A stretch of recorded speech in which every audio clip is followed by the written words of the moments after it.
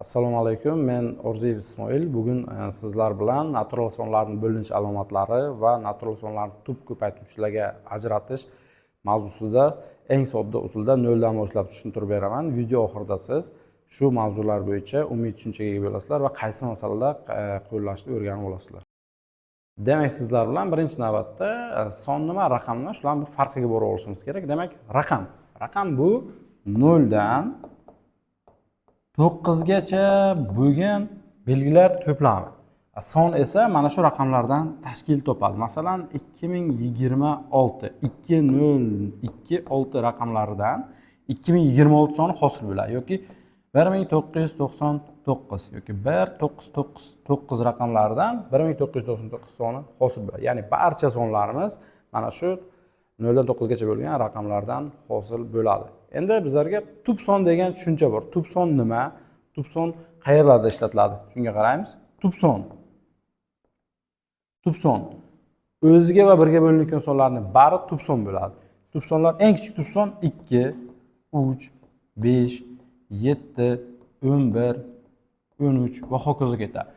Oddiy qilib 23 sonni oladigan bo'lsak, 23 son faqat 23 ga bo'linadi va 1 ga bo'linadi.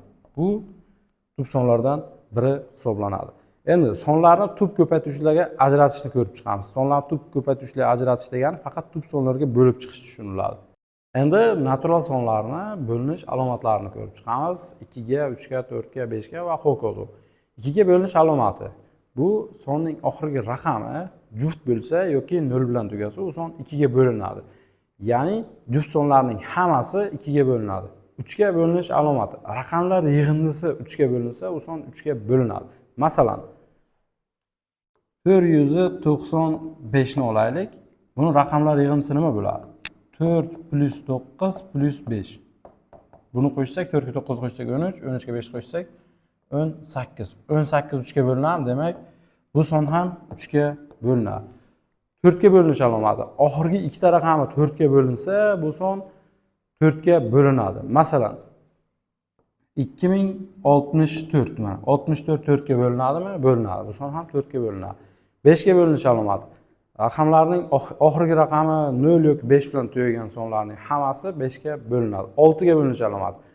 2 va 3 ga bo'lingan sonlarning hammasi 6 ga bo'linadi va qolgan sonlarni ham, ya'ni 7, 8, 9, 10 gacha bo'lganini alohida bitta ro'yxat qilib videoni ostida qoldiraman.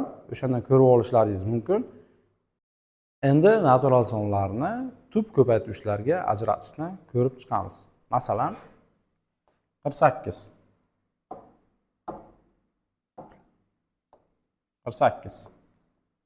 2 ga bo'lsak 24, 2 ga bo'lsak 12, 12 ni 2 ga bo'lsak 6, 6 ni 2 ga bo'lsak 3, 3 ga bo'lsak 1.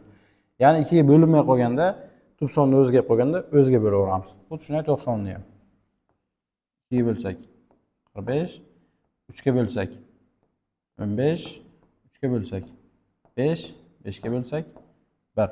Va bu sonlarni quyidagi ko'rinishda yozib olamiz. 48 barobar 2 ni 1, 2, 3, 4, 4-chi darajasi ko'paygan 3 ni 1-chisi. Nimaga bunday yozdim? 4 2 qatnashgani uchun 2 ning 4-chisi, ko'paygan 1 3 qatnashgani uchun 3 ning 1-chisi. Xuddi shunday 90 da ham yozamiz. 90 barobar 1 2 qatnashgan 2 ning 1-chisi, ko'paygan 3, bitta 2 da. 2 da 3 qatnashgan 3 ning 2-chisi, ko'paygan 5 ning 1-chisi. Demak, sizlar bilan natural bo'luvchilar tub ko'paytiruvchilarga ajratishni o'rganib oldik. Ana endi natural bo'luvchilar sonini topishni o'rganamiz, ya'ni NBS deydi. Bu uchun bizga bitta son kerak. Masalan, 36. 36 nechta songa bo'linadi? Shuni topamiz. 36 ni tub ko'paytiruvchilarga ajratib olamiz birinchi. 36 ni bo'lamiz 2 ga. 18. 18 ni bo'lamiz 2 ga. 9. 9 ni bo'lamiz 3 ga. 3. 3 ni bo'lamiz 3 ga. 1. Demak, 36 barobar 2 ni 2-chisi, 3 ni 2-chisi. NBS deb qisqartirib yozaman. Natural bo'luvchilar soni so'zini bosh harflarini olaman va qarangizlar, diqqat qilingizlar. Darajalariga 1 qo'shib shuni ko'paytiraman.